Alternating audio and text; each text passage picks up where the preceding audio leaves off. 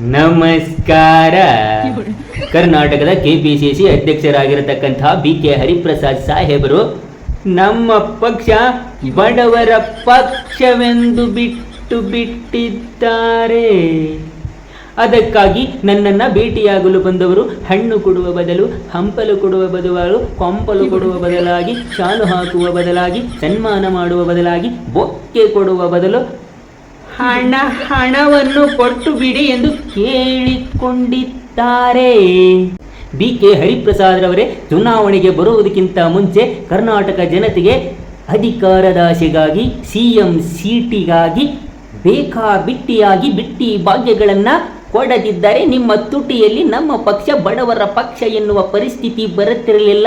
ಆಶೀರ್ವಾದ ಮಾಡುತ್ತಿದ್ದೀರಿ ಅದೇ ಹಸ್ತದಿಂದ. ಎಡವಿದ್ದಕ್ಕಾಗಿ ಬೇಡಿಕೊಳ್ಳುತ್ತಿದ್ದೀರಿ. ನಿಮ್ಮ ಪಕ್ಷವನ್ನು ನೀವೇ ಅಧಪತನಕ್ಕಿಳಿಸಿ ಬಿಟ್ಟಿದ್ದೀರಿ. ಪಾತಾಳಕ್ಕಿಳಿಸಿ ಬಿಟ್ಟಿದ್ದೀರಿ. ನೀವು ಸರ್ಕಾರಕ್ಕೆ ಅಷ್ಟೊಂದು ಕಾಳಜಿ ಇದ್ದರೆ, ದುಡ್ಡನ್ನು ಉಳಿಸಬೇಕೆಂದಿದ್ದರೆ, ಆ ಬೊಕ್ಕಸಕ್ಕೆ ದುಡ್ಡು ತರಬೇಕೆಂದಿದ್ದರೆ ಎಲ್ಲ MLAಗಳು MP ಗಳು ಮುಖ್ಯಮಂತ್ರಿಗಳು ಕಾರಲ್ಲಿ ಓಡಾಡಬೇಡಿ, ಸೈಕಲ್ಲಲ್ಲಿ ಓಡಾಡಿ. ಸೈಕಲ್ಲಲ್ಲಿ ಪೆಟ್ರೋಲ್ ಡೀಸೆಲ್ ಉಳಿತಾಯವಾಗಿ ರಾಜ್ಯದ ಬೊಕ್ಕಸ ತುಂಬಿದರೂ ಬಿಡಬಹುದು. ಏನಿವೆ ಹರಿಪ್ರಸಾದ್ ರವರೇ, ಡೋಂಟ್ ವರಿ ಮಾಡಿಕೊಳ್ಳದೇನೆ ಹಣಕ್ಕಾಗಿ ಕರ್ನಾಟಕ ರಾಜ್ಯದ ಜನರ ಬಳಿ ಮತ್ತೊಮ್ಮೆ ದೇಣಿಗೆ ಎತ್ತಿ ಬಿಡ್ರಿ. ಹಂಗೂ ಹೋಗಿದೆ ಮರ್ಯಾದೆ, ಹಿಂಗೂ ಹೋಗಿದೆ, ಹೋಗಿ ಬಿಡಲಿ ಅತ್ತ. ಚೆಲುವಿನ ಚಿತ್ತಾರ, ಇದು ಚೆಲುವಿನ ಚಿತ್ತಾರ.